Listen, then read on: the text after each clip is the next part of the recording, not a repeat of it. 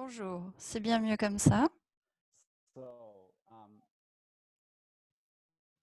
first presentation today is Donc, Munir, who will introduce notre a bit première the présentation dynamics of d'aujourd'hui the proliferation of sera celle arms. de And Mounir now I would like to sur give the la floor to non-prolifération des Munir. armes.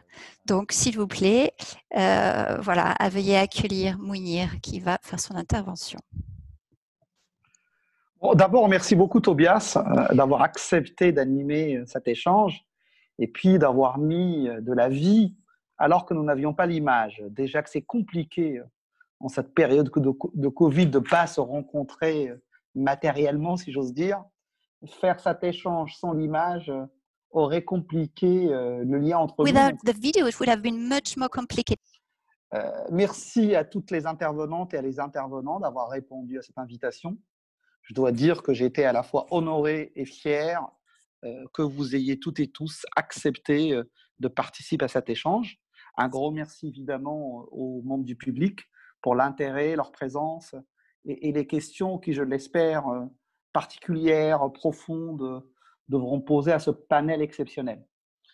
Donc, je l'ai dit, moi, je suis honoré d'être là parmi vous, honoré d'avoir aussi bien des membres de la société civile algérienne que des diplomates qui se sont démarqués dans le soutien au désarmement nucléaire. J'ai la certitude c'est qu'en puisant dans les expériences de chacune et de chacun que nous pouvons réussir à faire avancer les choses. J'aimerais évidemment, et Tobias l'a dit, remercier M. Bouvray et M. Collin pour cette étude qu'ils ont produit sur les essais nucléaires en Algérie. Ça nous permet de parler de manière concrète et actualisée de ce problème et des conséquences contemporaines des essais nucléaires. Parce qu'on a le sentiment aujourd'hui dans le débat public, quand on parle de l'armement nucléaire, qu'on parle de quelque chose qui est lointain dans son histoire, puisque le souvenir d'explosion des bombes est lointain, et lointain son avenir, parce qu'on a l'impression que le pire ne peut jamais arriver, et pourtant, aujourd'hui, quand on analyse la géopolitique mondiale, le risque n'est pas forcément très loin. Votre étude nous permet de rendre le problème concret. Alors, les éléments de cette étude, les éléments historiques de cette étude sont frappants, que ça concerne les hommes volontairement exposés aux les retombées radioactives sur des simulations de guerre ou les villageois morts soudainement quelques jours après les essais. Ce sont des faits très choquants, mais ce qui nous importe peut-être aujourd'hui, ce sont les conséquences qui perdurent pour les populations, mais aussi pour l'environnement et pour les générations futures. Et moi, j'ai tendance à rappeler que le combat contre l'armement nucléaire est aussi un combat pour les générations futures.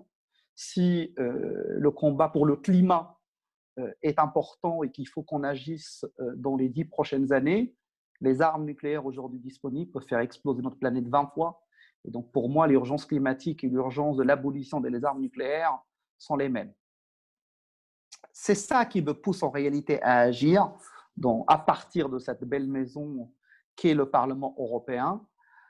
Nous allons parler des victimes directes, mais aussi des victimes indirectes.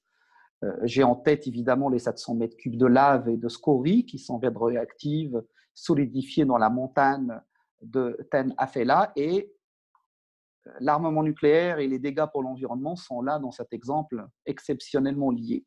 Alors en tant qu'eurodéputé, je me suis posé avant tout la question de ce que peut faire l'Europe dans ce sujet.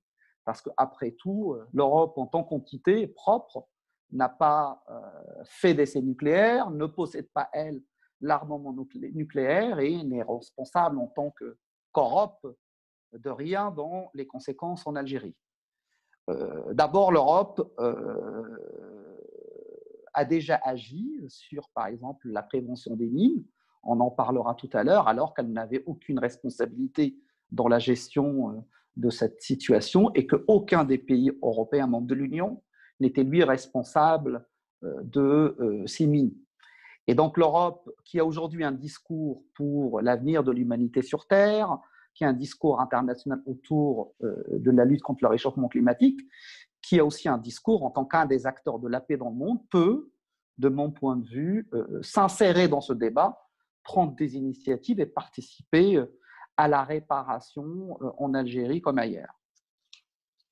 Cette initiative s'inscrit donc, vous l'aurez compris, dans une action plus globale que j'essaye d'entreprendre ici au sein du Parlement européen, en lien avec les acteurs de la société civile. Et ce n'est ni la première fois ni la dernière qu'avec les militants d'ICANN, on mènera des initiatives ici, mais pas seul en tant que député, puisque d'autres collègues, et Dieu merci, s'intéressent à ce sujet. Je pense à Thomas Waitz, mon collègue du groupe écologiste, et je vous garantis ici l'engagement plein et entier du groupe écologiste, mais pas seulement.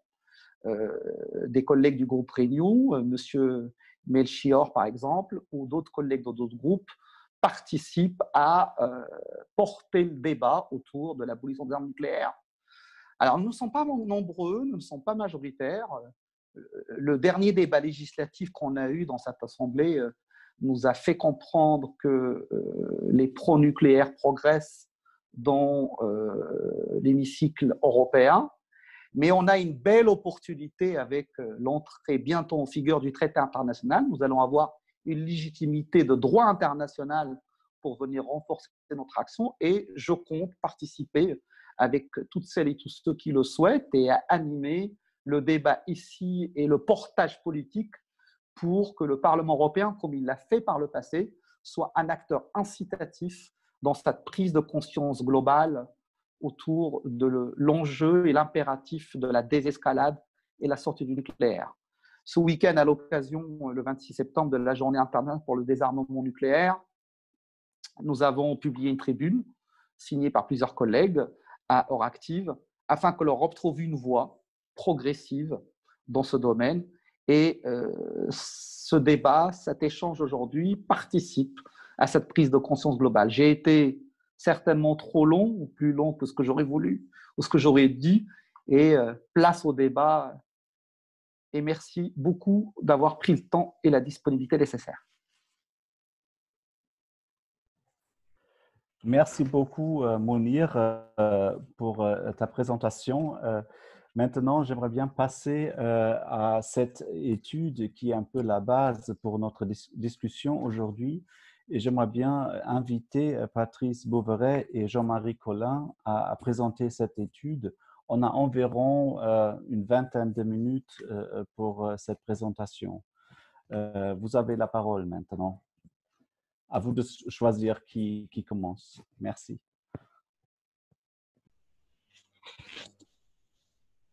Bonjour à tous, merci. En attendant que Patrice puisse résoudre, peut-être que c'est simplement une histoire sur ton ordinateur.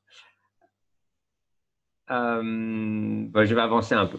Cher ambassadeur, monsieur le député, merci à tous de nous avoir invités pour pouvoir participer à cet événement et de pouvoir expliquer cette étude sous le sable à radioactivité que j'ai pu réaliser avec Patrice Bouveret de l'Observatoire des armements et qui a pu être réalisé avec le soutien de la Heinrich Böll Fondation, ce qui est un grand honneur.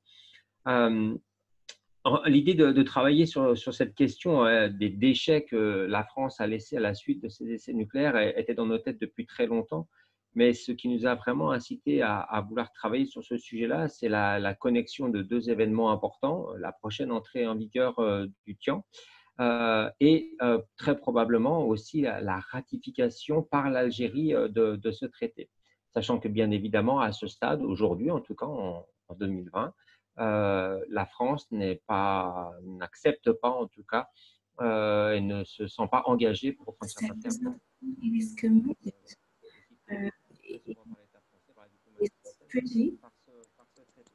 Doesn't feel it is really important. But see, if there's out of the 70 nuclear tests that France conducted in 1960,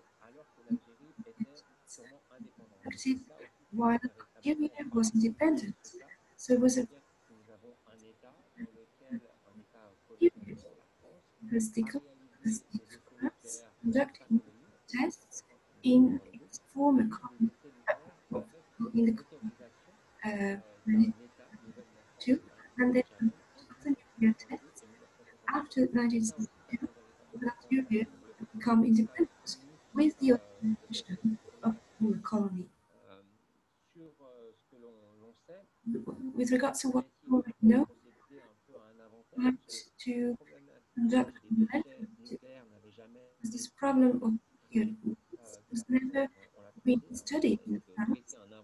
We tried to come up with an inventory of nuclear weapons based on documents that we were able to collect in the past years, based on exchange accounts we have with Algeria,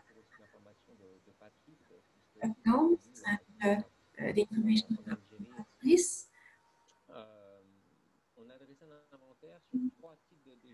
Came up with three types of waste. Non-radioactive waste, in the installations,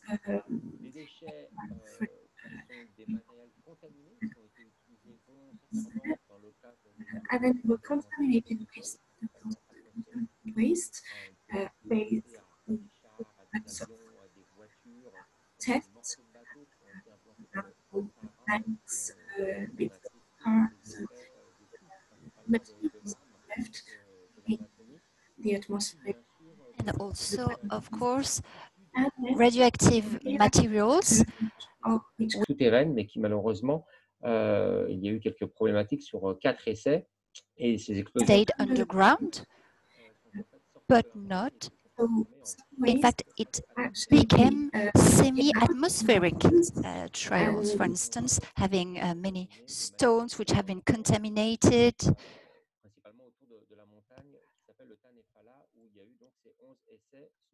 In the Tanefala mountain, where there have been more than 11 submarine testing. So this is what has been shown, that the result of these different materials, I'm thinking about airplanes, for instance, it's the consequence of a political decision, because we have different documents showing that the idea at that moment was that we needed to remove all that was contaminated. Just the screwdriver, from the screwdriver to the door opener, all that could have been contaminated, which means that there is an absolutely huge quantity of contaminated material in Algeria. And the fact that we bury this different type of waste is a concrete example that we find the same will in other countries. For instance, in Polynesia, we wanted to bury in the sea the different type of waste. So it's a specific desire. About 3,000 tons of waste have been oceanized, if you want, in Polynesia.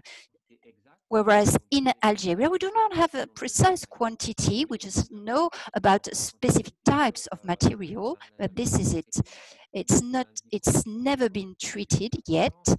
And until now, in the report, these issues were left aside on purpose, apparently. So now let's move on directly to the treaty. This is why we have this treaty, because there is a practical will, and this is what we've shown in the study, that we need to forbid the use of this nuclear weapon, but also the objective of the study is, and it is directly in the preamble, to take into consideration the consequences, the catastrophe that has been produced, and to really tackle the issue where it all started. And most of you are aware about that. We have the Article 6 and Article 7 dealing with the victims and also with rehabilitation of the environment. And it's been clearly put in the treaty. We do not go back to what existed before. We need to have a specific rehabilitation for the future. We need to think about the future. In Algeria, during the last few years, Algerian people signed and were part of the negotiation process. So Algeria signed in 2017 the treaty against nuclear weapons, and during the last few months, Algeria launched its ratification process.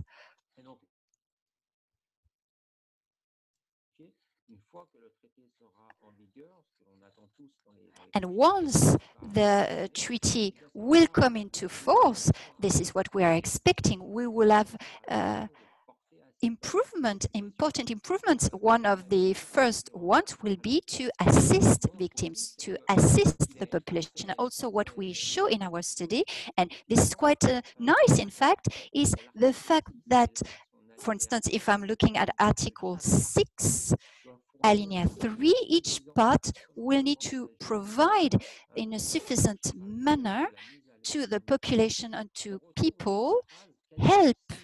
And we have a similar sentence in a French law, which is the Morin law, recognizing the right of victims of nuclear testing in France. And the interest is we have victims in Polynesia, in Algeria, so it is a similar situation. So we're showing that there is a possibility of cooperation and of coordinating actions to find solutions. But because of a specific history between the two states and of a real humanitarian topic, and not just about disarmament, nuclear disarmament, but here we're talking about a humanitarian and environmental topic, and this is very important. And it is also about cooperation, a strong cooperation between France and Algeria on civilian, humanitarian, civilian nuclear issues. So these two states have strong links and can work together thanks to cooperation. So we are showing that way, we're showing that there might be a certain sense of cooperation thanks to this treaty. And I don't know if Patrice, you agree with what I'm saying? Or can you hear me? Is it better now, the sound? No? So I will continue. Okay, never mind. So yes, this is what we are talking about as well, because if we're looking at one of the first piece of advice in our study, this is this possibility to give a map, a complete practical map, the locations with the exact location of where we had nuclear tests being carried out. We're talking about a large zone, extremely important.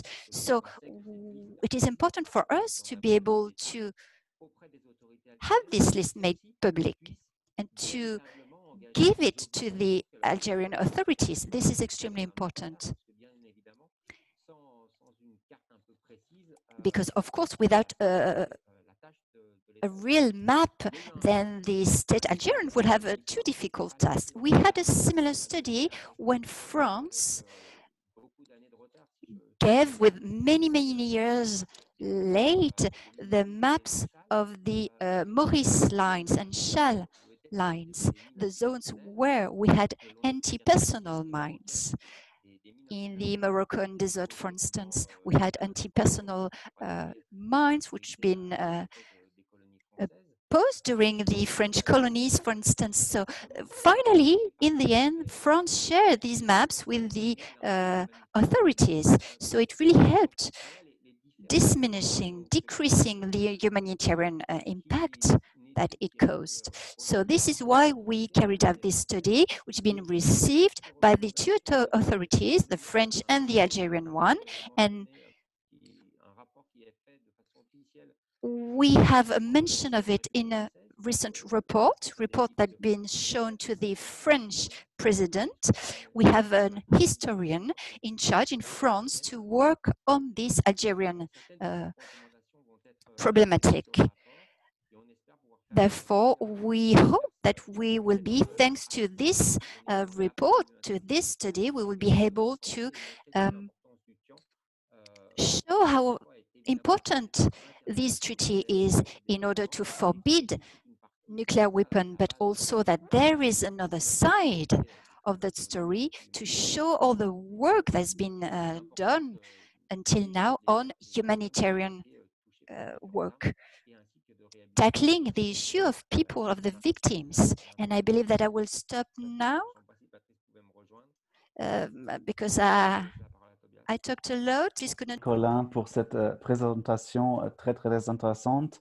Je crois qu'on a toujours des problèmes à entendre Patrice Bouveret.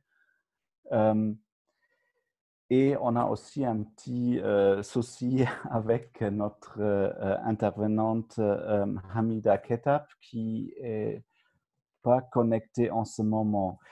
Mais ce n'est pas grave, il y a toujours des plans et il faut improviser. C'est pour ça que je vais maintenant me plancher un peu sur un aspect qui a été évoqué par Jean Collin. C'est le fameux article 6 du traité. Et ce fameux article, il prévoit en fait le droit à l'assistance aux victimes et aussi à la réhabilitation de l'environnement. Et là, on a la grande chance d'avoir avec nous une personne qui s'est beaucoup engagée sur ce traité et j'aimerais bien passer la parole à Thomas Heinansi et lui demander pourquoi son pays, l'Autriche, a été, je dirais pas seulement juste un pays qui a soutenu ce nouveau traité, mais qui a été un des pères et mères de ce traité et qui était, comment dire, un acteur clé dans ce processus. J'aimerais bien vraiment poser cette question. Pourquoi? C'est quoi les raisons un peu en général et plus précisément cet article 6 c'est quoi l'idée derrière et pourquoi aujourd'hui on a cette possibilité de l'article 6. Merci de prendre la parole. Bonsoir, good evening. Thank you so much for the invitation to take part in this interesting. Oui, bonsoir. Merci beaucoup de m'avoir invité. Je suis ravie de pouvoir avoir l'opportunité de m'exprimer sur ce sujet très important. Oui, bien sûr, mon pays, avec différentes ONG, avec notamment le CICR, a vraiment un rôle important et nous sommes impliqués. En Autriche, il y a un consensus politique contre les armes. Donc, depuis 1999, il est inscrit dans la Constitution que ces armes sont interdites en Autriche. Et nous avons d'ailleurs le code pénal qui a aussi une disposition à ce titre pour les interdire.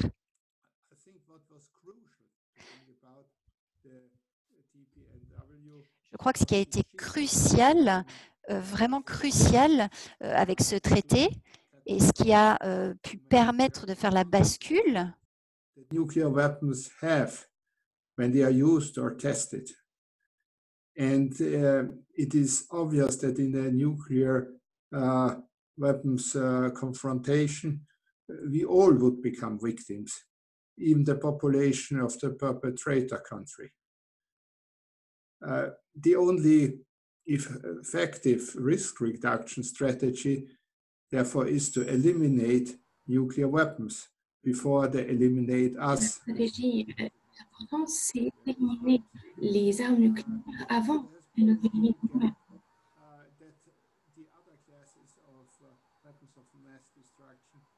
Donc, quand on voit par exemple les armes de destruction massive,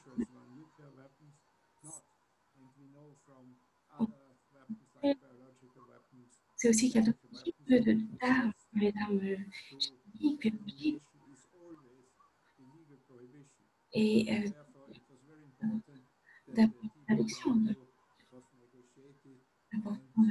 de négocier.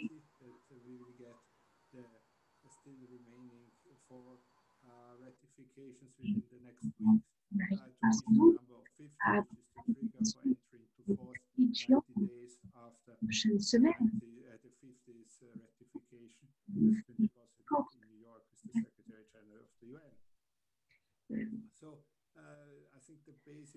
Donc, je pense que finalement, l'idée essentielle, c'est qu'en Autriche, on pense, et c'est ce qui a été dit aussi à New York, au sein des associations, finalement, les armes nucléaires ne peuvent apporter que de la souffrance humaine et la mort.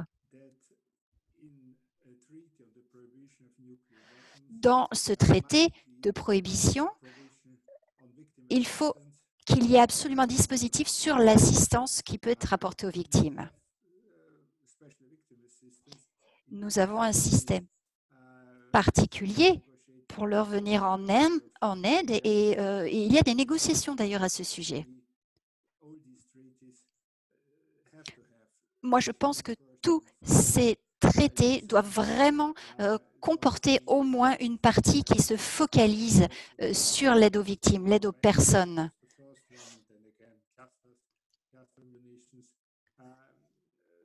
Ça, c'est vraiment essentiel.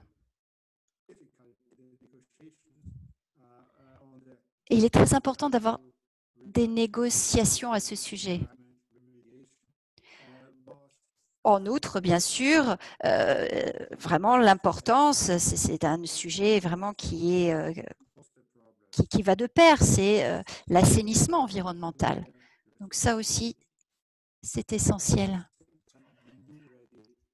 Je suis désolée, c'est très haché, j'ai du mal à entendre l'orateur. And any treaty is only valid on the state parties. So it would have been a little cynical to write those who have caused it firmly when they know exactly that they are not going to join very soon. So it means that until really the end game in the negotiations on the DPNW, what exactly we will find in the treaty. And I think what we found was quite a good compromise. Obviously, every country has the responsibility over its own territory for its own citizens. And then, nevertheless, we have very clear expression, as you said, paragraph 6, this idea that the state party that has used or tested nuclear weapons shall have a responsibility to provide adequate assistance to affected states parties. And then, of course, all the others can assist too. So this is more or less what is perhaps the most important in these two articles. And les articles 6 et 7, voilà ce qui est le plus important, c'est d'avoir toujours à l'esprit qu'il faut agir de concert et toujours se souvenir et pouvoir les entendre, les voix des victimes. Ça, c'est essentiel. Que ce soit les victimes en Polynésie, mais dans tous les autres États, finalement, qui ont souffert d'essais nucléaires. Peut-être qu'on va se pencher à des conséquences actuelles d'événements qui sont passés 50 ans auparavant ou 56 ans auparavant. Donc ça, c'est vraiment crucial. Et je pense qu'il faut pouvoir trouver des solutions, voilà, pour avoir à l'esprit que tout ça est très important. Je vous remercie beaucoup. Je pense qu'il y aura d'autres questions qui vont suivre votre intervention. And then we have the European Union. The European Union has a lot of different funds. Some of them can be used for victim assistance. Do you think the EU should play a stronger role when it comes to victim assistance, for example, in Algeria, and also to address the environmental problems caused by the testing? Yes, I think I would like to see that the EU, who wants to be a global actor, is also more active on those issues. I would say, first of all, the EU does something when it comes to the prevention, because the EU is the largest voluntary contributor to the activities of the CTBTO, most of all this international monitoring system. And we all do not want to see further tests. And the only means that we have to see that it really is not happening, and then if it would happen, as it has done, the DPRK, then to address this politically, is of course this neutral international monitoring system. And so in that respect, I think the EU does something in the direction that we would like to see it being effective. The EU usually gives contributions in order to promote the fulfillment of international conventions when all the EU members are states parties. And well, we have already 3 EU member states that have signed and ratified the DPNW, but we know exactly that one EU member state doesn't like the treaty, and a number of other EU member states, being a member of a military alliance that doesn't have anything in the treaty, in the foundation treaty of NATO, but for the time being in the strategy. So it's not very likely, I think, that we could see that the EU puts up a special envelope to finance activities. But on the other hand, does it have to be a special envelope? I do not think so. I think on concrete situations, the EU could help and assist. Thank you. Thank you so much for your words and commenting these important treaty articles and the development. I would now like to turn to Angela Kane, because now we are on the international level, EU and international level, and I think that's the right moment for you to intervene here.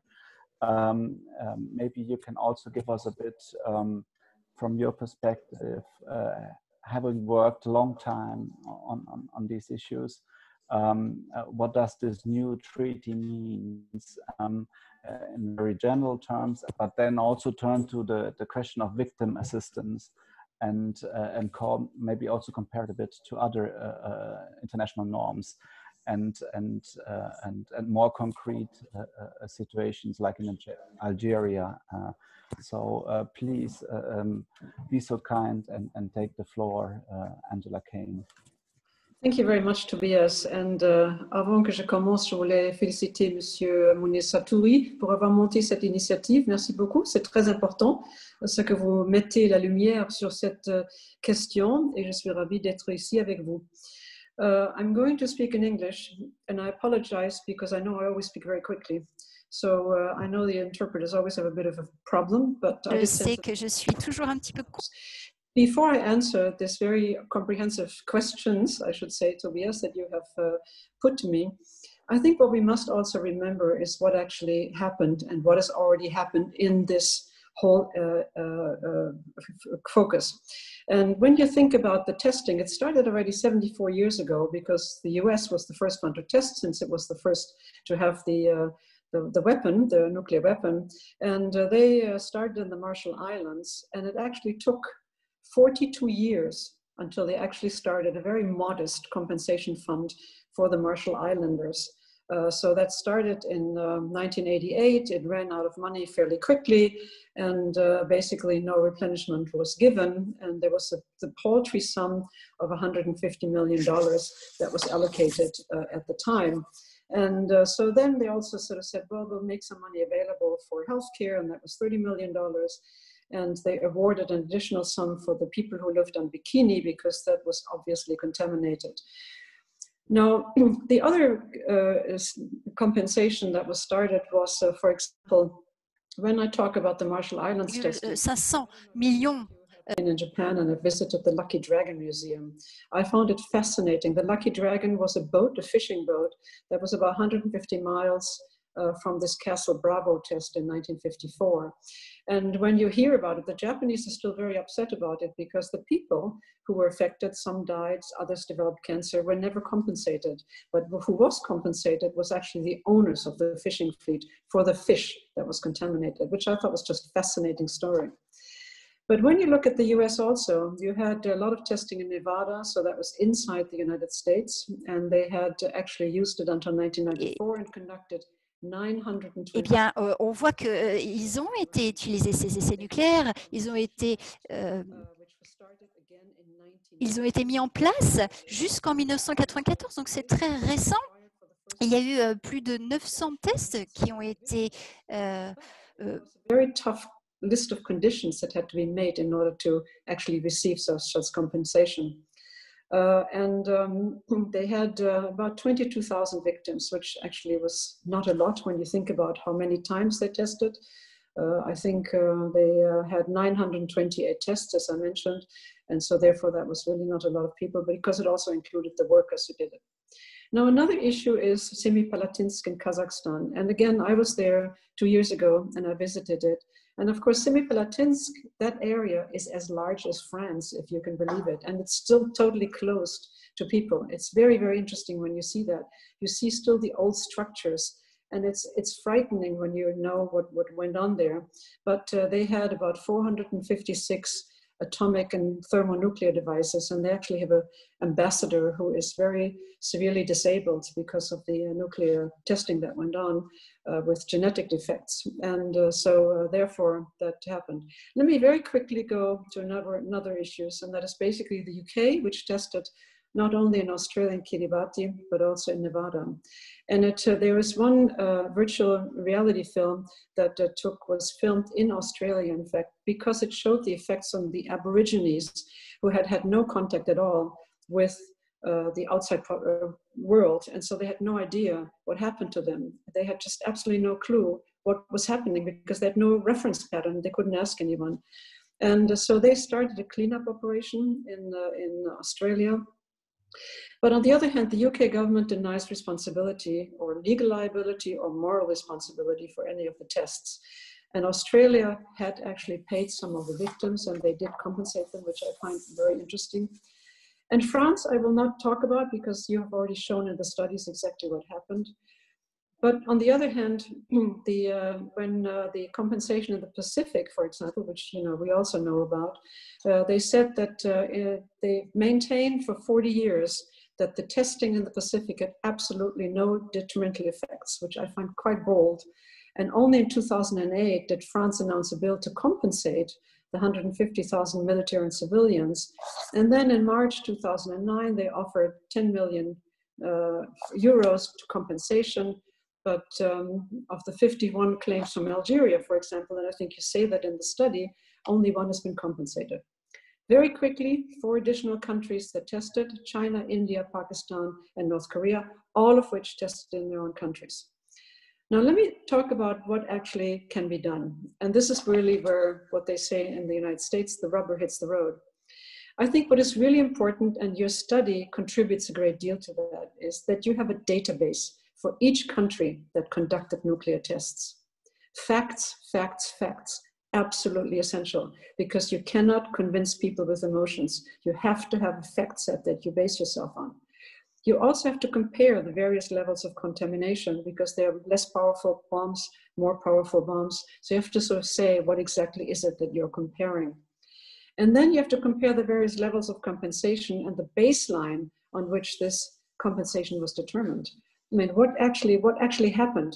I mean, what did people get paid for, the few that did actually receive compensation, or maybe for the use of the land that could no longer be used? And then was the compensation only for victims, or was it also including families? And what also happened with the land, as I mentioned, for example, in Bikini? What about the cleanup that needed to happen? So this is really a very important facts that we need to have, we need to compare. Now, when you ask about the United Nations, the context of victim assistance and victim compensation is actually a very recent one. We are talking about this for maybe the last 20 years, but it isn't something that was always available with the UN. I think that the consciousness of what needs to be done in terms of compensating victims has really grown tremendously, as is the will by member states to compensate victims. Now, when it comes to the Treaty on the Prohibition of Nuclear Weapons, as Thomas Heinotzi already said, this is a treaty that applies to the states parties. And I don't see any nuclear power or any adherent of a military alliance signing or ratifying or acceding later on once it's in power to actually come to this treaty. And Article 6 that you're quoting talks about the states parties. And so therefore the responsibility is for the states parties and not for outsiders. But that does not mean that nothing can happen there. And that is really what we need to keep in mind. So when you say the European Union doesn't have a role to play, Thomas Heinotzi said the EU is a global actor. That's absolutely true. But the moral and financial responsibility, in my opinion, lies with the state that conducted the test. We should not let those states off the hook and say, we will assume the responsibility, we will assume paying for the consequences of what you have caused. To my mind, that is incorrect. But however, having said that, the EU has always positioned itself as an ethical and a moral force. And therefore, I think that they should, A, encourage other nuclear possessive states to kind of do the right thing, but also there could be assistance in other ways given. If not directly to the victims, what is really important is there should be studies. There should also be assistance given from IEA, from CTBTO, the Comprehensive Test Ban Organization, and they could give money to those organizations for that purpose, for example. There's the International Physicians for the Prevention of Nuclear War. They have also done studies on this issue. And also, there could be states like New Zealand and Australia who have been very active and who actually even compensated some of the victims in this matter. So I think that is something where the European Union could play a very strong role. Thank you. Thank you very much, Angela. I think this is a very important point because politically, ethically, legally, thank you. It doesn't make sense really to ask the European Union to now. Parce que de manière éthique et de manière morale, il faut bien sûr qu'il y ait un garant de tout cela.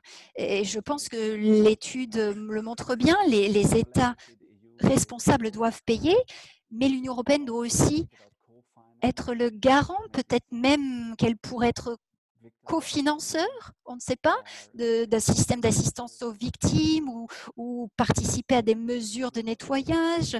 Je ne sais pas, mais je pense que vous avez vraiment parlé de choses très importantes ici.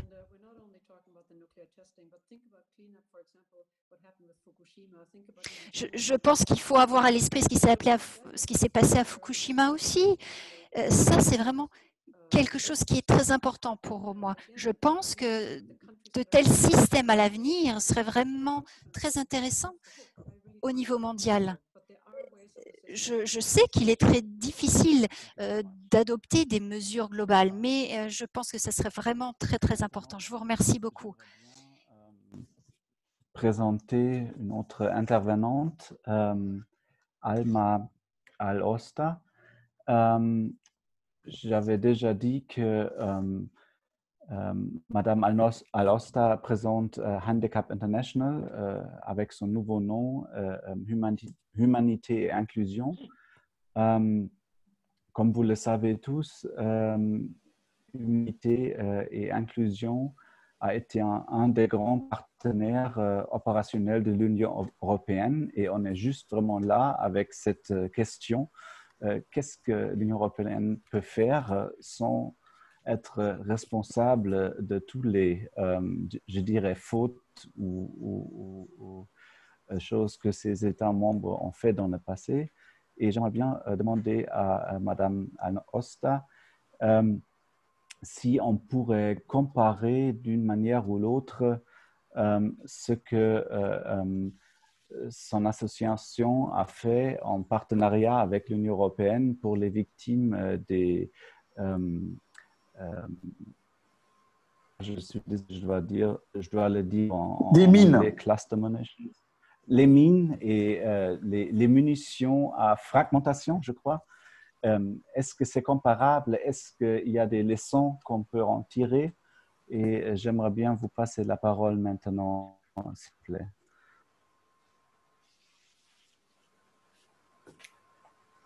Thank you very much. Can you please nod your head if you can hear me well? Okay, great. Thank you. So thank you very much for inviting me. As you said, HI has not been very vocal on victim assistance and treatment before. We haven't had a chance to talk directly with the survivors of nuclear testing, but we have almost 10 years of experience in bringing the victim assistance on top of the agenda, working with the end for those whose lives have been shattered by different types travailler avec les victimes des armes and other unexploded assoumises, ordnance, des personnels, etc. Et également les survivants des conflits actuels. Je vais parler des mines générales. Je vais parler de l'évolution qu'il y a eu pour les dernières années. Et vous voyez que nous faisons actuellement auprès de l'Union européenne. Le premier point que nous avons, c'est l'assistance aux victimes, caractéristiques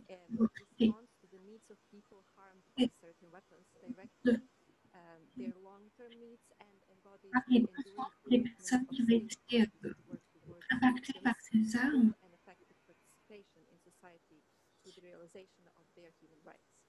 So in 1982, a doctor physiotherapist who was later a founder of Handicap International entered a refugee camp on borders of Thailand.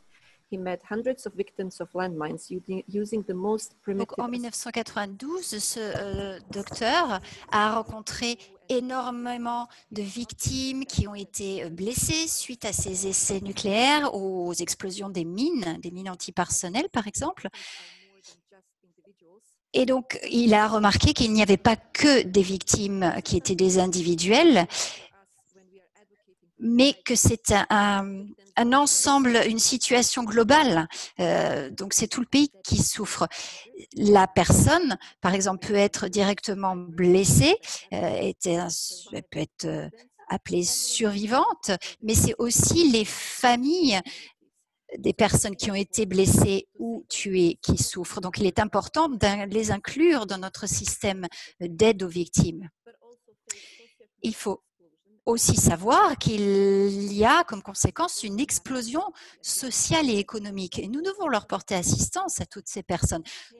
Donc là, c'est pour revenir sur ce que Madame Kane abordait tout à l'heure. Donc, il n'y a pas une seule manière d'assister les victimes, mais c'est une manière multiple.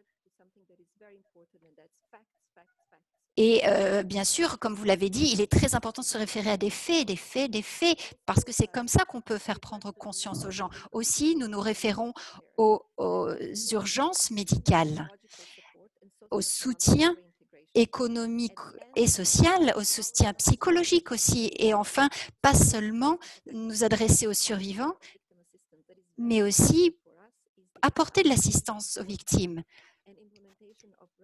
Et pour cela, avoir des lois appropriées, des lois qui soient adoptées, c'est très important dans le cadre de l'assistance aux victimes. Pour aider les victimes, dans le cadre du traité, eh bien, c'était la première fois que l'aide aux victimes a vraiment été mentionnée. Et ça, c'était un moment très important. L'assistance aux victimes est intégrée en tant qu'obligation. Mais pourtant, nous avons un certain nombre de pays qui ne savent pas encore qu'est-ce que ça veut dire porter assistance aux victimes. Donc, comme notre association travaille directement avec les victimes et les associations qui apportent de l'aide aux victimes des mines antipersonnelles notamment, nous intervenons au Liban, en Afghanistan. Donc, tout d'abord, nous avons une position privilégiée parce que nous avons été une référence technique sur la manière dont nous pouvons mettre en place les obligations d'aide et d'assistance pour les pays où il y a des victimes, et aussi nous travaillons de concert avec les pays donateurs d'aide.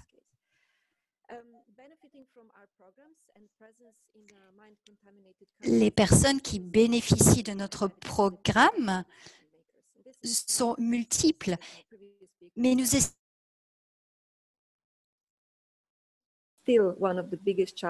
Pardon, il n'y avait plus de son.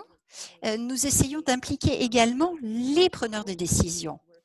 Parce que, comme la précédente oratrice l'a dit, les émotions ne suffisent pas ou ne fonctionnent pas. Il faut impliquer tous les peuples, toutes les communautés, tous les acteurs. Au début des années 80, nous avons essayé de travailler pour les victimes de langue française dans certains camps, comme je l'ai dit. Et nous avons essayé d'impliquer les parlementaires. En 2007, nous avons eu une recherche, une étude qui a recherché concrètement les impacts socio-économiques auprès des familles.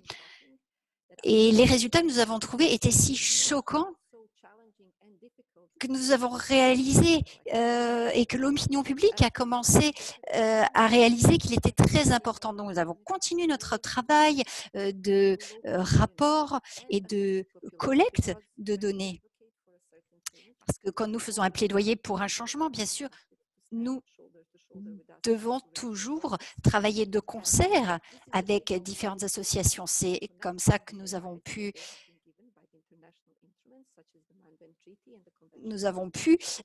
avancer. Et vraiment, c'est quelque chose d'inévitable de reconnaître que le manque d'information, le manque de faits impacte énormément les solutions et l'aide que nous pouvons apporter. Donc, nous devons pouvoir apporter ces éléments en tant qu'instruments.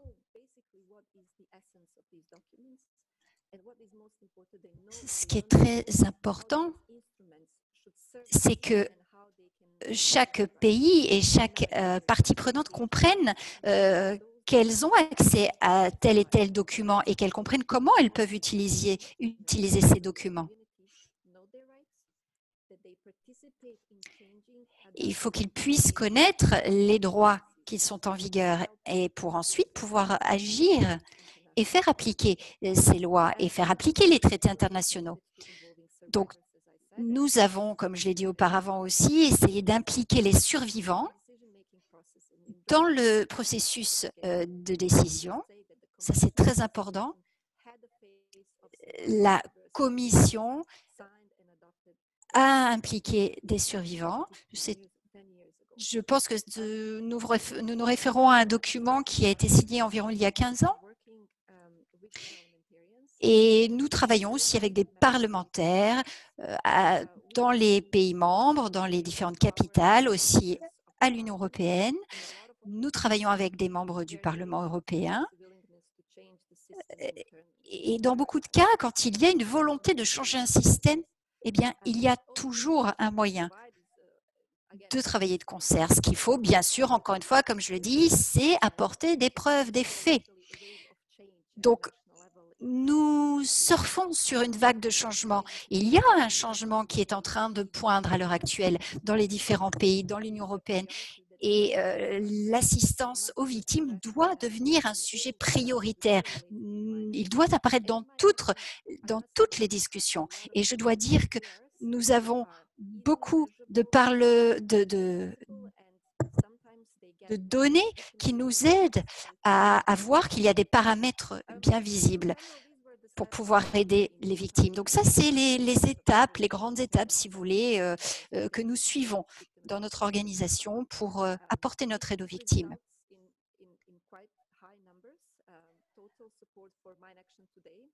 À l'heure actuelle, il y a un nombre énorme de personnes que nous aidons.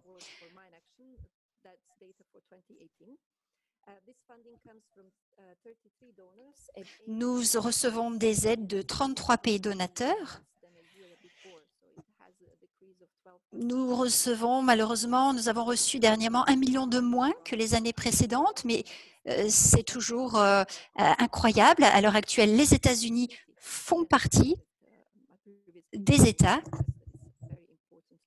qui travaillent de concert avec nous, donc c'est incroyable. Mais oui, c'est notre premier donateur. Le deuxième, c'est l'Union européenne, avec plus d'1 million de dollars de dons. Ce sont des chiffres impressionnants, c'est sûr, parce qu'il faut savoir que c'est un sujet très risqué et très, très cher. Mais malheureusement, ces dernières années, le soutien aux victimes a diminué.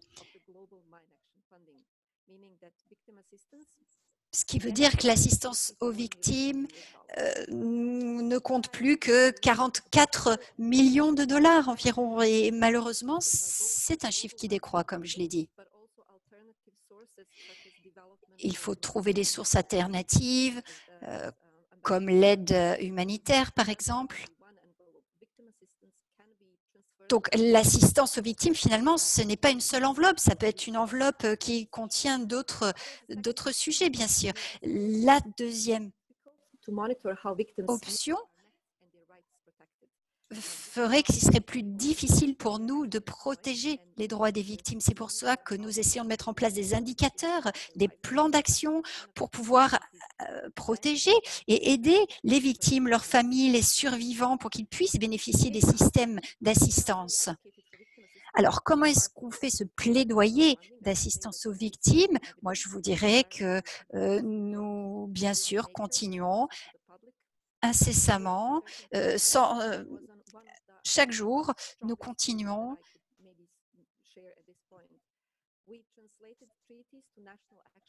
Nous continuons à faire porter notre voix, nous traduisons le traité en des solutions concrètes et pratiques pour pouvoir permettre les États d'être partie prenante. Nous appliquons des associations locales. Nous essayons d'impliquer les communautés locales, ça c'est très important aussi.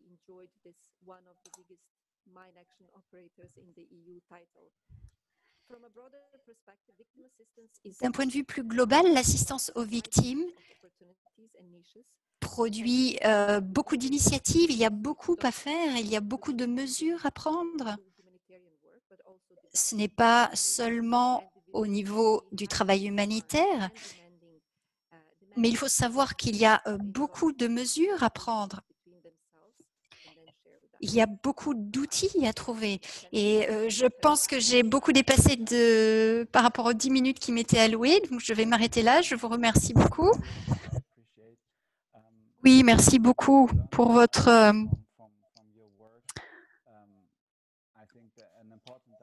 point de vue et ce que vous venez de nous dire. Je pense qu'un point essentiel, c'est le rôle des parlementaires qui est vraiment crucial en termes d'avancement dans les mesures et la situation. Et oui, bien sûr, les États-Unis comme partie prenante, ça, comme vous l'avez dit, ça c'est très étonnant, très intéressant aussi. Et si nous pouvions avoir le même genre de situation dans le domaine nucléaire, ça serait extraordinaire. J'aimerais bien que nous nous repenchions sur l'Algérie, mais malheureusement, nous avons une des intervenantes, Madame Ketapki, n'est pas disponible. Et je vais maintenant parler quelques mots en français, car on arrive un peu à la fin de ces présentations et à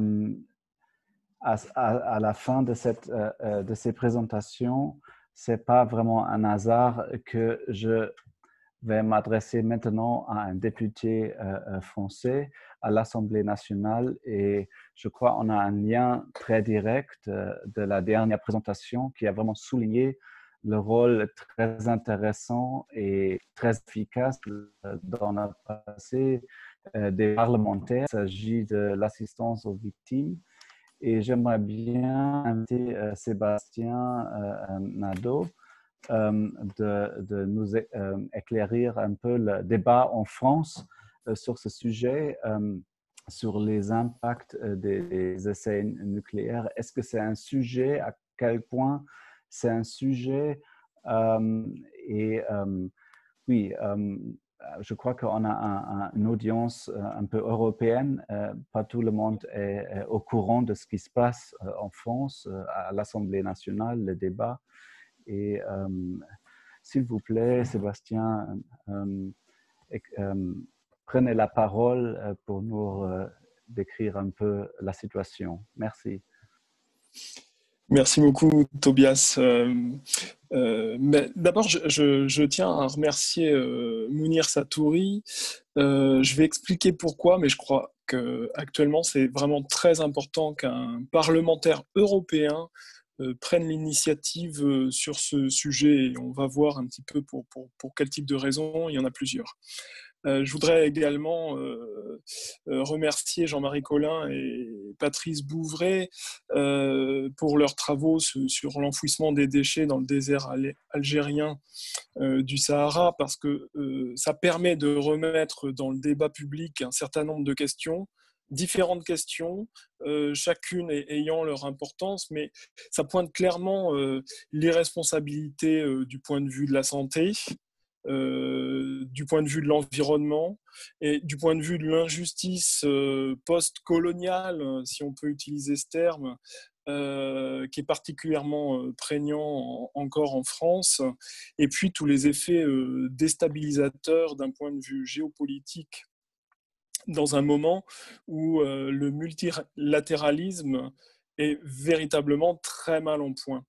Donc vraiment, ce travail me paraît extrêmement riche et important pour nous, parlementaires, pouvoir inscrire déjà présent maintenant dans les médias, dans un certain nombre de cercles, et d'essayer de l'amener davantage au Parlement.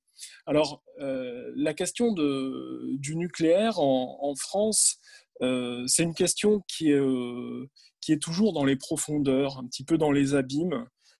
C'est quelque chose d'extrêmement présent. C'est le premier pays au monde, quand on compte le nombre de réacteurs nucléaires en exploitation par habitant. Bien sûr, la France a également l'arme nucléaire. Donc, c'est un sujet qui est présent, qui est sous-jacent, mais qui, depuis bien maintenant une dizaine d'années, est relativement sorti du débat politique, du débat médiatique, et finalement c'est un sujet qui est très peu abordé alors que c'est un sujet quotidien. Alors c'est vrai que le prisme de cette question des déchets nucléaires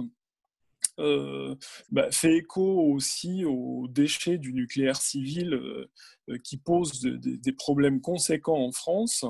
Mais cette question avec l'Algérie pose encore d'autres problèmes, puisque là, on passe sur la rubrique des affaires étrangères et dans la relation avec un pays dont on a un passé partagé, un passé commun qui est extrêmement complexe et encore assez douloureux.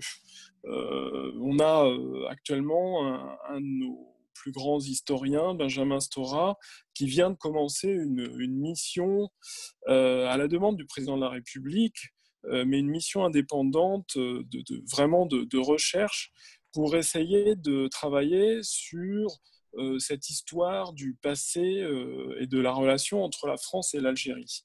Et donc, cette question des déchets et puis de l'impact aujourd'hui, demain, et puis qui a déjà pu avoir, elle s'inscrit dans bien d'autres aspects que seulement la question du nucléaire. Alors, le Parlement français, comme dans le débat politique actuellement en France, s'empare très peu de cette question du nucléaire.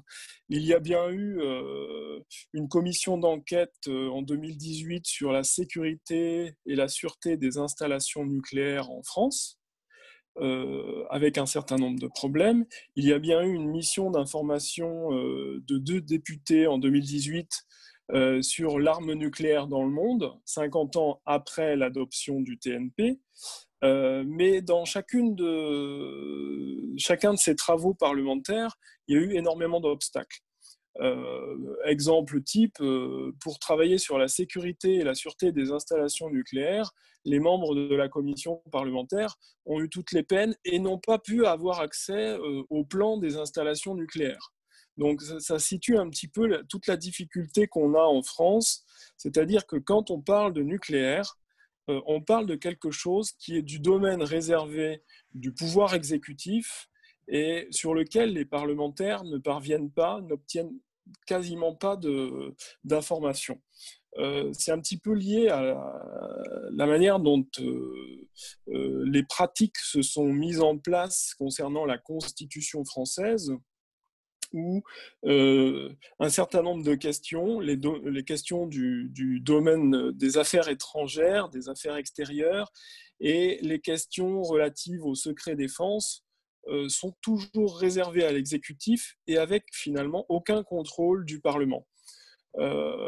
Et c'est dans ce cadre-là que aborder la question du nucléaire, que ce soit les déchets, que ce soit les essais, que ce soit les traités, est quelque chose d'extrêmement difficile parce que finalement, quand on est parlementaire, il y a toute une documentation nécessaire pour approfondir la question dont on ne peut pas disposer.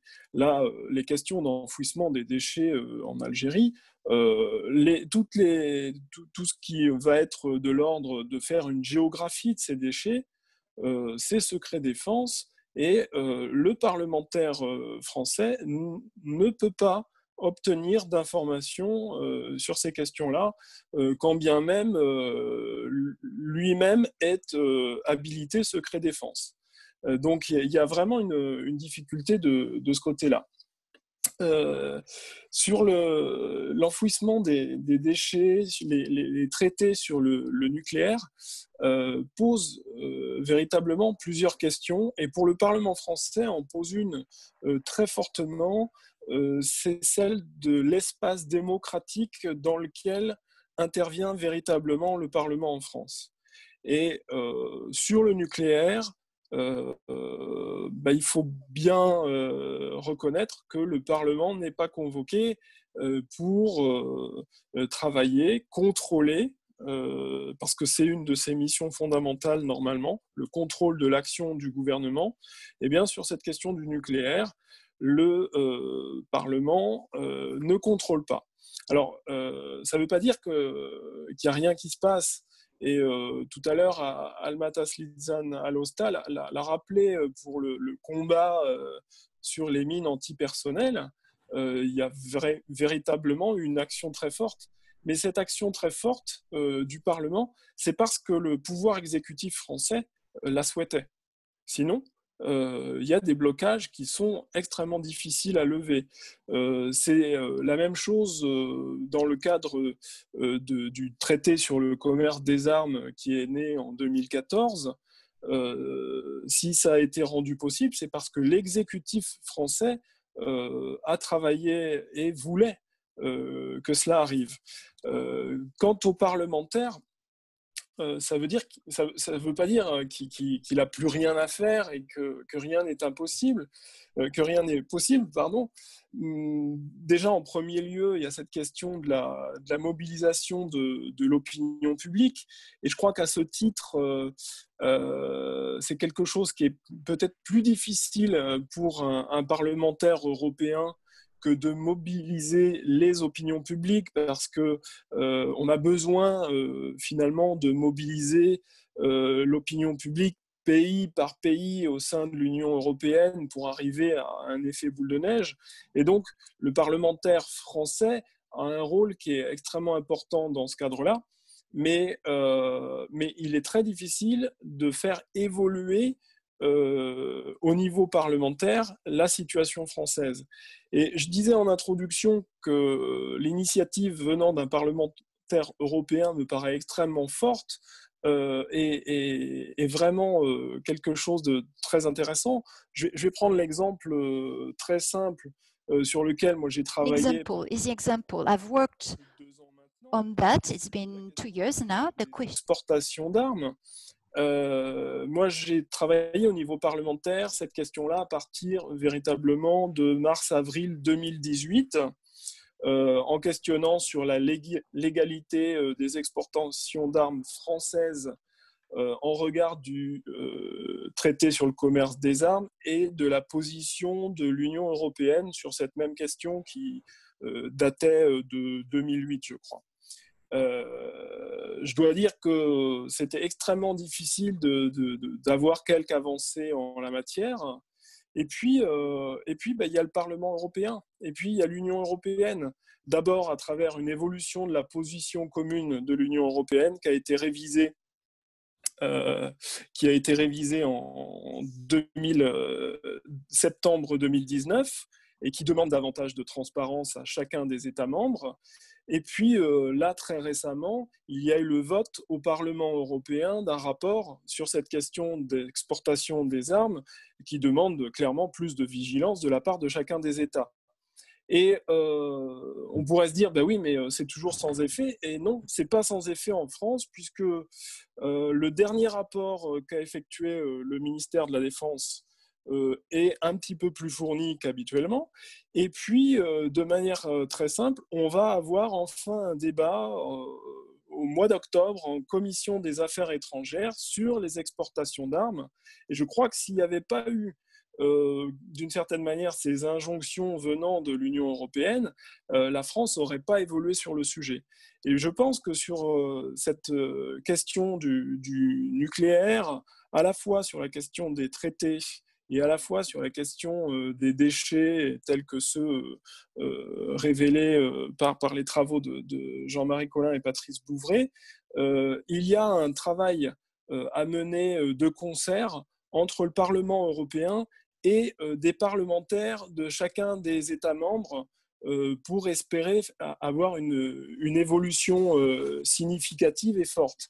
Et l'autre raison qui me fait dire que sur le sujet précis des déchets en Algérie, c'est important que ça vienne de l'Union européenne, c'est par notre passé franco-algérien, algéro-français, on le dit dans le sens qu'on veut, mais enfin, il y a une empreinte extrêmement forte, et le fait que le travail soit initié au niveau du Parlement européen permettra d'avoir un travail beaucoup plus serein, et effectivement, au moins de pouvoir espérer que la France participe davantage du processus du TIAN et peut-être sur ces articles 6 et 7 dont il a été question. Et je vois une synergie possible, forte et constructive à partir du moment où elle est initiée au niveau du Parlement européen. Donc voilà un petit peu ma perception de la situation. À la fois, la France est incontournable sur les questions du nucléaire, à la fois sur la question des déchets en Algérie, ça semble évident que puisque ce sont des essais français, la France doit être au rendez-vous. Et en même temps, l'étincelle, l'initiative et, je dirais, une action concertée mérite de partir depuis l'Union européenne. Et moi, je suis tout à fait disposé à ce qu'on travaille à une interparlementaire sur ce sujet qui mélange, qui allie à la fois des parlementaires européens, des parlementaires de chaque État, et puis, bien évidemment, tous les acteurs qui nous sont archi nécessaires dans ce domaine, puisqu'on n'arrive pas à avoir d'informations gouvernementales. Donc, que ce soit les ONG, que ce soit les instituts de recherche qui travaillent sur ces sujets, qui soient véritablement impliqués dans cette démarche. Voilà, j'espère que je n'ai pas été trop bavard. Merci beaucoup, Sébastien Nadeau. Non, pas du tout. C'est juste exactement le temps de parole qu'on avait prévu pour vous. Parfait, merci beaucoup. Je peux juste peut-être ajouter que oui, on travaille à Bruxelles beaucoup sur cette question et Mounir va bientôt avoir, je crois que c'est déjà le deuxième rapport sur la non-prolifération et le désarmement nucléaire sur la table. Et on vient, en fait, c'est un très bon rapport sur les exportations d'armes rédigé par une députée verte. Voilà. Et le secret de défense est évidemment dans tous les domaines un très grand défi, si c'est les exportations au Yémen ou dans d'autres régions, ou bien le nucléaire civil ou militaire. Voilà, maintenant on a une très belle situation, on a encore du temps. Je propose qu'on passe aux questions de tous les participants et on fait une petite session de questions et de réponses. Et oui, je demande à tous ceux qui ont un intérêt à poser leurs questions et à nous le communiquer maintenant par la fonction. Ah oui, je vois déjà, il y a une personne. Je crois que je donne là la parole à Larbi Benchisha, si je vois bien. Oui, moi je vous entends et je vous vois. Allô, allô? Très bien, allez-y, merci. Alors moi c'est dommage qu'il n'y a pas d'Algériens. Il y a des Algériens qui travaillent beaucoup sur ces questions-là. En Algérie, vous aurez pu les associer parce qu'ils ont des éléments. Moi, je travaille depuis un peu plus de 10 ans sur ces questionnements, sur les conséquences sanitaires, écologiques et environnementales des essais nucléaires français au Sahara. Et il y a une question, effectivement, Jean-Marie Collin l'a dit tout à l'heure, c'est la question des déchets. Il y a des déchets multiformes, mais il y a surtout aussi des déchets radioactifs. Les déchets qui sont enfouis, on arrive à les repérer au Sahara. Moi, j'ai fait plusieurs séjours. On a repéré avec la CREAT plusieurs endroits. Mais on peut avoir aussi une cartographie de l'armée française parce qu'ils ont tout consigné, tout a été consigné. Ils savent où sont les déchets enfouis. On peut aussi les avoir aussi par les témoins. On a réussi à avoir des témoins qui nous ont expliqué ça. Mais il y a surtout aussi une autre question, c'est la question des échantillons qui ont été relevés dans les nuages radioactifs et analysés dans les laboratoires physiques souterrains qui sont juste à côté de Reagan. Et ces laboratoires existent toujours et n'importe qui peut rentrer dans les galeries, dans les laboratoires, etc. et récupérer du matériel. Moi-même, j'ai vu chez les gens à Reagan des éléments, du matériau qui a été récupéré sur les sites et qu'ils les ont utilisés dans leurs habitations. Ça, c'est la question des déchets. Mais il y a aussi la question sanitaire. Des gens, on a des témoignages des gens malades, il y a de la malformation. Tout ça n'a pas été pris en compte. Il n'y a pas eu d'enquête épidémiologique. Évidemment, on ne peut pas faire maintenant une enquête épidémiologique 60 ans après, mais on peut faire des statistiques comparatives et voir un peu l'impact des essais nucléaires sur les populations. Ça, on peut le faire.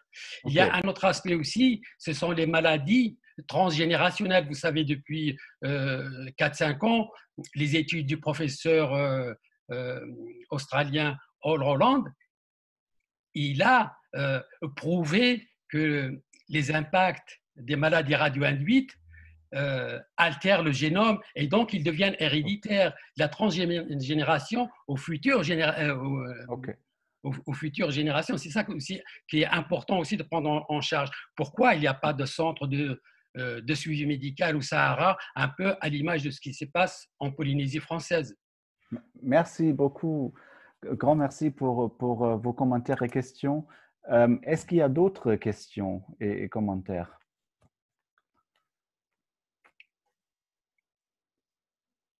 Là, je vois. Juste un point, Tobias, en attendant qu'il y ait, je l'espère, d'autres questions. D'abord pour dire à M. Benchi Alarbi, moi je suis heureux qu'il ait pu intervenir. Nous avions prévu une intervenante algérienne.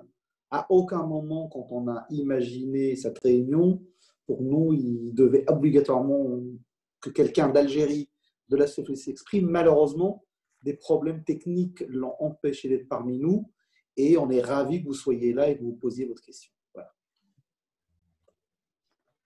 Si je peux me permettre, il y a une autre question, mais rapide.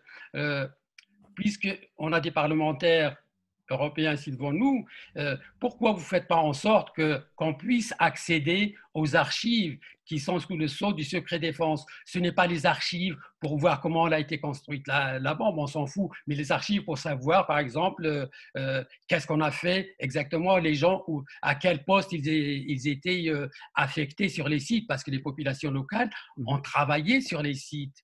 On a des témoignages, il y a qui sont encore vivants. Heureusement qu'on a collecté tous ces témoignages. Pourquoi on ne peut pas y accéder? Merci beaucoup. Je crois que je vais tout d'abord donner la parole à Jean-Marie Collin pour répondre à ces questions. Je crois que c'est vraiment lié à ce genre de recherche que vous faites. Après, tout autre intervenant peut aussi encore intervenir pour répondre à ces questions. Merci. Merci. Bonjour Larbi, puisqu'on se connaît et une partie du travail qu'on a pu faire repose aussi sur certaines choses que tu as pu nous apporter. Donc, merci d'être présent. La grosse problématique aujourd'hui sur la levée du secret défense en France, encore une fois, repose tout simplement sur une volonté de l'exécutif et plus précisément, il y a une loi en fait en France qui interdit, la loi du 15 juillet 2008, qui interdit que les archives publiques liées au nucléaire, qu'elles soient militaires ou civiles, soient consultables par le grand public. Aujourd'hui, c'est cette problématique, c'est que ces archives ont normalement comme ambition et comme but de protéger pour éviter qu'il y ait éventuellement des actes de prolifération. Mais cette loi a donc été tournée dans ce sens-là, alors que nous souhaitons véritablement qu'elle soit interprétée dans le but en fait qu'elle aide les populations et qu'on aide à comprendre en fait l'histoire du nucléaire civil ou du nucléaire militaire en France. Donc la levée du secret défense doit passer obligatoirement par une réinterprétation de cette loi aujourd'hui et c'est une des grandes difficultés. Ok, merci. Merci beaucoup. Je crois qu'il y a encore une question. Une personne, je ne vois pas le nom, mais c'est maintenant le moment de poser cette question. S'il vous plaît, vous l'avez demandé dans le… Oui. Alors, c'est Chouval Amina de l'association Talwa Fatma Soumer, une association partenaire en fait, du mouvement de la paix. En fait, genre, et merci beaucoup en fait Jean-Marie Collin en fait genre pour l'invitation.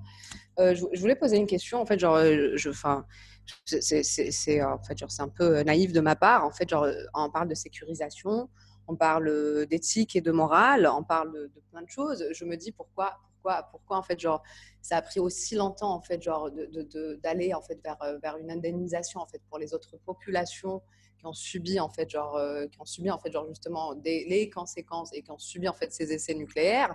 Et je me dis pourquoi en fait on prend encore plus longtemps en Algérie en fait à indemniser la population algérienne et pourquoi ça serait pas plutôt un budget de recherche vu qu'on est pas mal de scientifiques, on a une armée de scientifiques en fait genre qui sortent des universités en fait genre je veux dire en fait genre chaque année.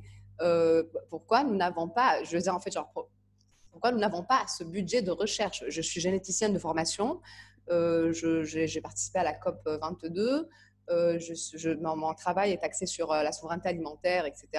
Mais il est aussi axé sur tout ce qui est radioactivité, les études obligent. Je veux dire en fait genre qu'il y a un lien de causalité qui pourrait être prouvé.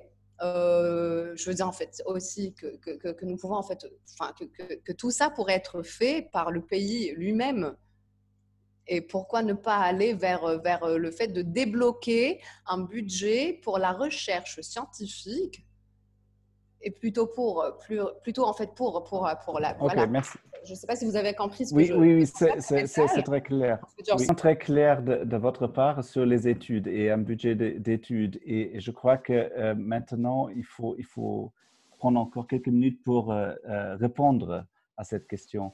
Je vois Sébastien Nadeau qui aimerait bien répondre et après, je donne la parole à Angela Kane et après, je crois, on a une très, très bonne nouvelle. On a Patrice Bouveret qui va nous joindre.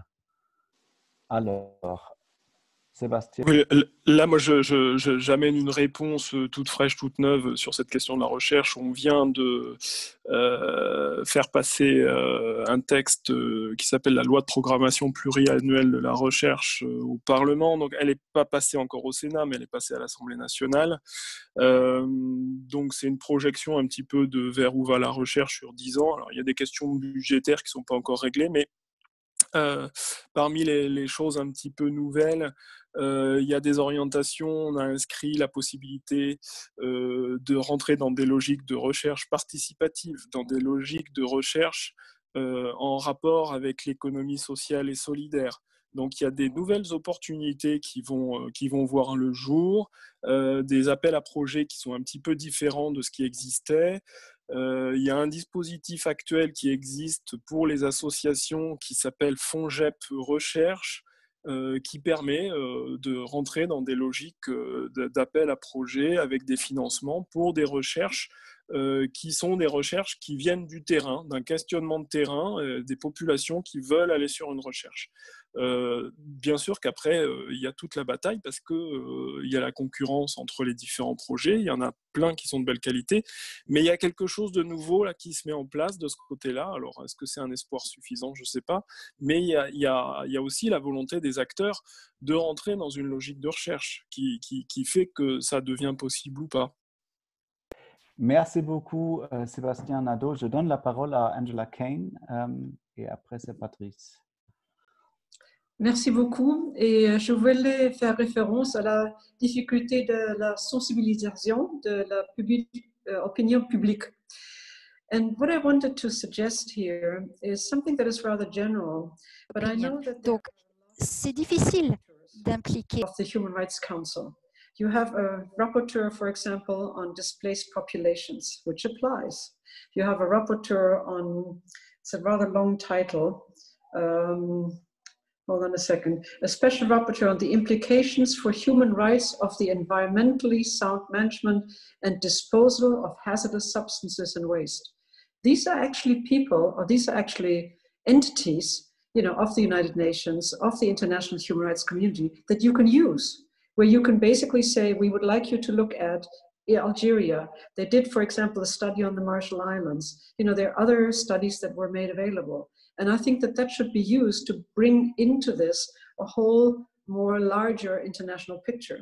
And I also know that the ICRC has done a lot of studies already on some of these aspects. And that is again coming back to doing the studies, compiling the methodology, and then basically finding the methodology to compensate. And that, to my mind, is the hardest. And I was very interested to listen to Alma when she talked about the mines. And the mines is bodily harm that is immediately visible. With nuclear exposure, it's not immediately visible. How do you prove that a cancer was caused by a nuclear explosion, or by nuclear debris, or by nuclear remnants in the soil, rather than by other factors? And that, to my mind, is something that really has to be looked at very, very carefully in order to make it soundproof and bulletproof, I'm using that particular expression, in order to give the assistance to the victims. Thank you. Big thank you. I now pass the floor. La parole à maintenant Patrice Bouveret. You have the floor, Patrice Bouveret, on the phone. He's on the phone. Patrice?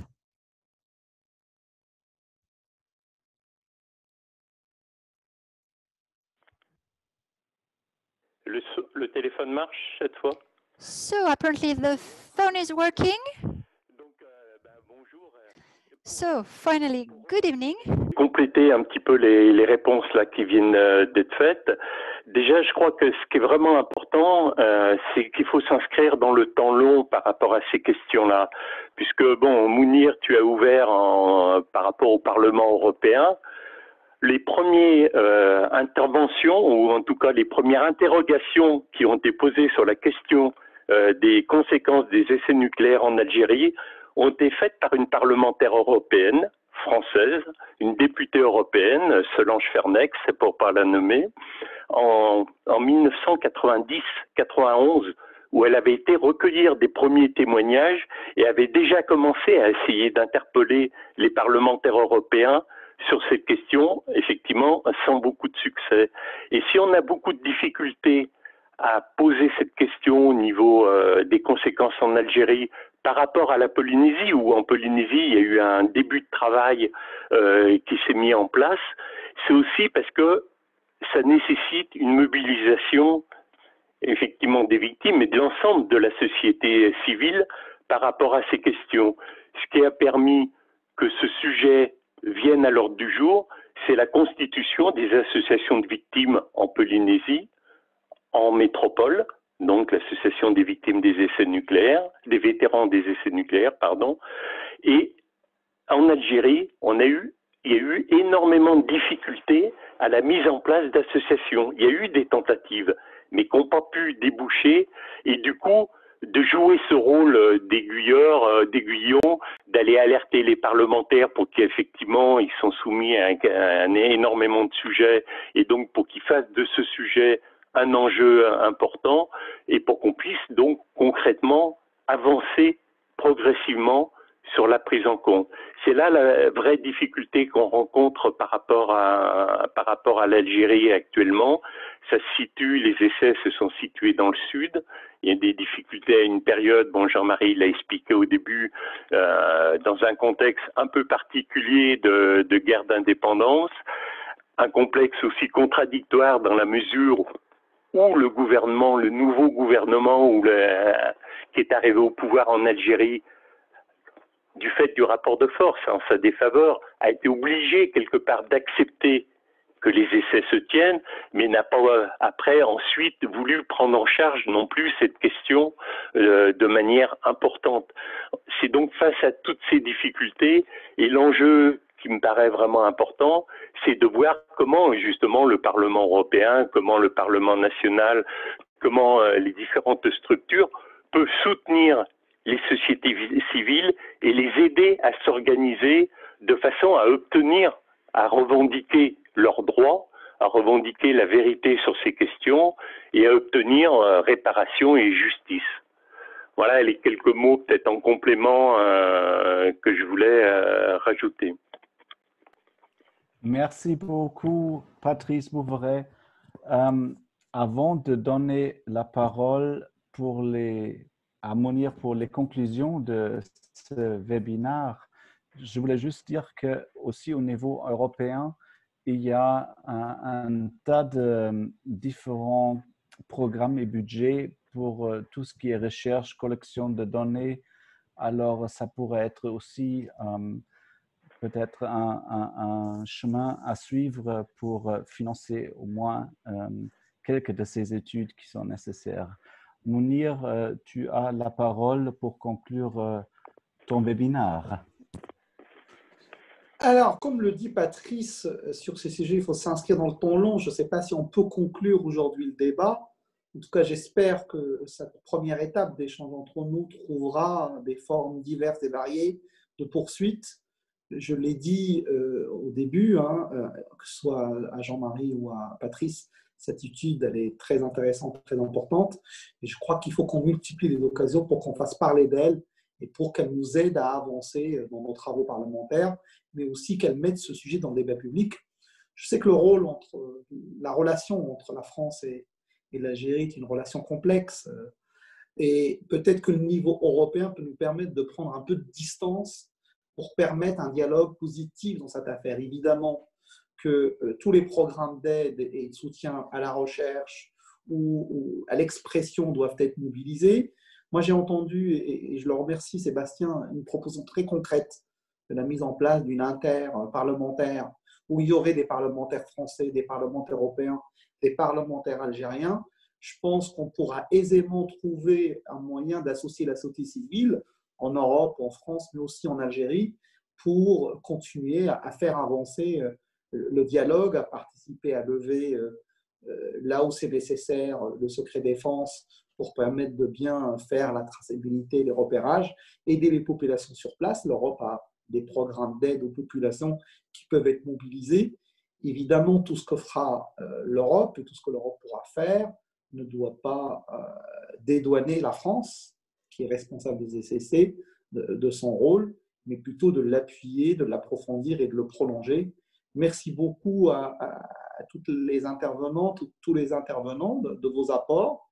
J'espère et je souhaite qu'on reste en lien, en tout cas tout au long de ma mandature au Parlement européen sur ce sujet, et on trouvera les différentes occasions pour avancer ensemble, au-delà sur ce sujet particulier, sur les essais nucléaires en Algérie, mais aussi à l'arrivée de la mise en place du nouveau traité et de la prise de conscience de l'opinion publique européenne de l'importance d'arrêter l'armement nucléaire dans le bien de l'humanité et de la planète. Voilà, moi j'ai été très honoré par toutes vos présences, ravi d'avoir participé à faire en sorte que ce débat existe, mais il ne fait que commencer et on va continuer à travailler ensemble.